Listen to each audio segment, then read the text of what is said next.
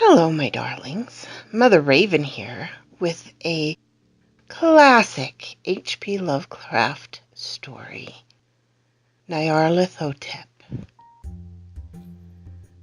Nyarlathotep, the crawling chaos. I am the last. I will tell the audient void. I do not recall distinctly when it began, but it was months ago. The general tension was horrible. To a season of political and social upheaval was added a strange and brooding apprehension of hideous physical danger. A danger widespread and all-embracing. Such a danger as may be imagined only in the most terrible phantasms of the night. I recall that the people went about with pale, worried faces and whispered warnings and prophecies which no one dared consciously repeat or acknowledge to himself that he had heard. A sense of monstrous guilt was upon the land, and out of the abysses, between the stars, swept chill currents that made men shiver in dark and lonely places. There was a demonic alteration in the sequence of the seasons. The autumn heat lingered fearsomely, and everyone felt that the world, and perhaps the universe, had passed from the control of known gods or forces to that of gods or forces which were unknown. And it was then that Nyarlathotep came out of Egypt. Who he was, none could tell, but he was of the old native blood and looked like a pharaoh. The fellaheen knelt when they saw him, yet could not say why. He said he had risen up out of the blackness of 27 centuries, and that he had heard messages from places not on this planet. Into the lands of civilization came Nyarlathotep, swarthy, slender and sinister, always buying strange instruments of glass and metal, and combining them into instruments yet stranger. He spoke much of the sciences, of electricity and psychology, and gave exhibitions of power, which sent his spectators away speechless, yet which swelled his fame to exceeding magnitude. Men advised one another to see Nyarlathotep and shuddered. And where Nyarlathotep went, rest vanished, for the small hours were rent with screams of nightmares. Never before had the screams of nightmare been such a public problem. Now the wise men almost wish they could forbid sleep in the small hours, that the shrieks of the city might less horribly disturb the pale, pitying moon as it glimmered on green waters, gliding under bridges, and old steeples crumbling against a sickly sky. I remember when Nyarlathotep came to my city, the great, the old, the terrible city of unnumbered crimes. My friend had told me of him, and of the impelling fascination and allurement of his revelations, and I burned with eagerness to explore his utmost mysteries. My friend said they were horrible and impressive beyond the most fevered imaginings, and that what was thrown on a screen in a darkened room prophesied things none but Nyarlathotep dared prophesy. And that, in the sputter of his sparks, there was taken from men that which had never been taken before, yet which shewed only in the eyes. And I heard it hinted abroad that those who knew Nyarlathotep looked on sights which others saw not. It was in the hot autumn that I went through the night with the restless crowds to see Nyarlathotep. Through the stifling night and up the endless stairs into the choking room, and shadowed on a screen, I saw hooded forms amid ruins, and yellow evil faces peering from behind fallen monuments. And I saw the world battling against blackness, against the waves of destruction from ultimate space, whirling, churning, struggling around the dimming, cooling sun. Then the sparks played amazingly around the heads of the spectators, and hair stood on end, while shadows more grotesque than I can tell came out and squatted on the heads. And when I, who was cooler and more scientific than the rest, mumbled a trembling protest about imposture and static electricity, Nyarlathotep drove us all out, down the dizzy stairs into the damp, hot, deserted midnight streets.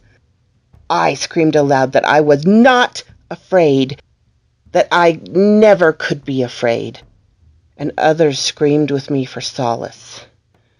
We swore to one another that the city was exactly the same and still alive, and when the electric lights began to fade, we cursed the company over and over again, and laughed at the queer faces we made.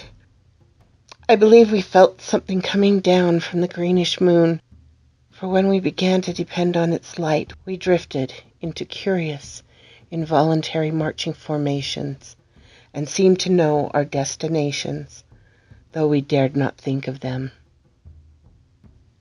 Once we looked at the pavement, and found the blocks loose and displaced by grass, with scarce a line of rusted metal to show where the tramways had run.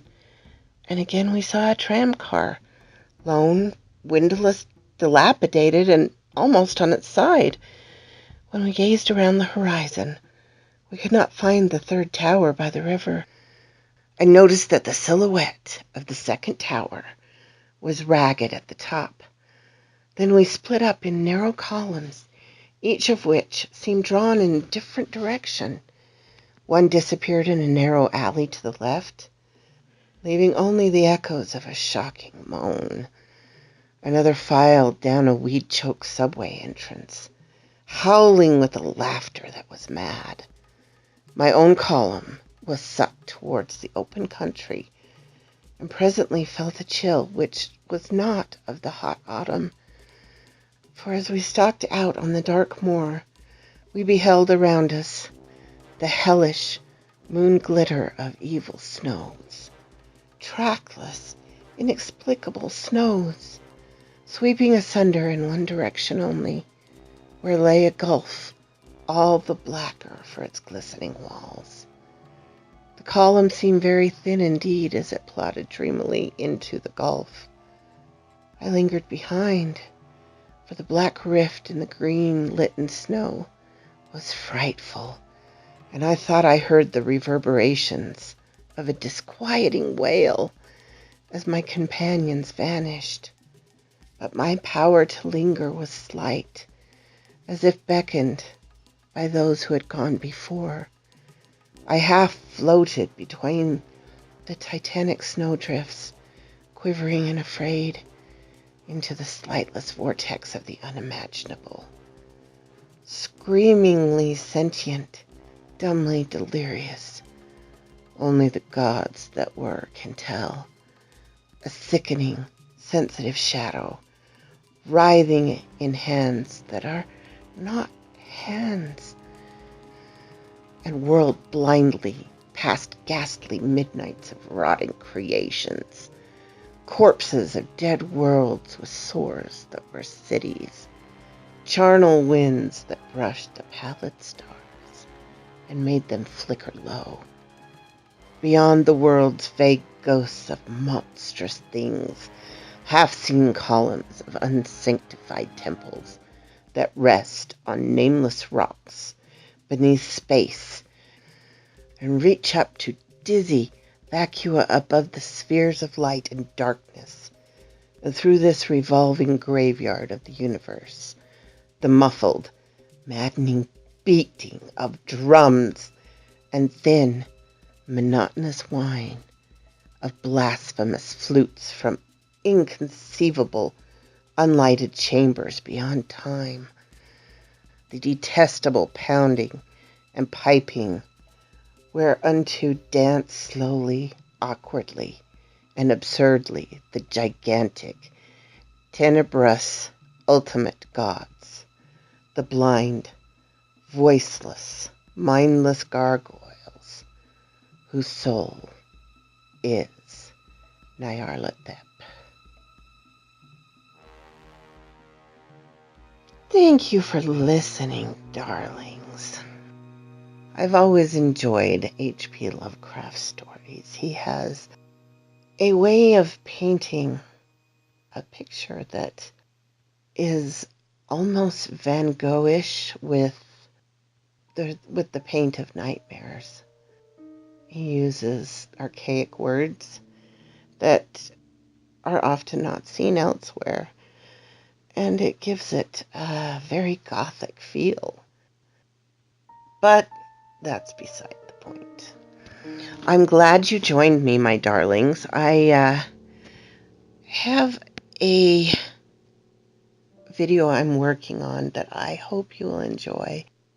I had a conversation with an author last night, and it kind of veered into Carl Jung and Joseph Campbell. And I think maybe you would enjoy that subject a little. So I am working on a video of why we like the darkness and why that is actually quite healthy for us. So I will work on that, as well as a few other things coming up, and get those out to you when I can. In the meantime, please enjoy your summer, or if you're on the other hemisphere, enjoy your cooling winter.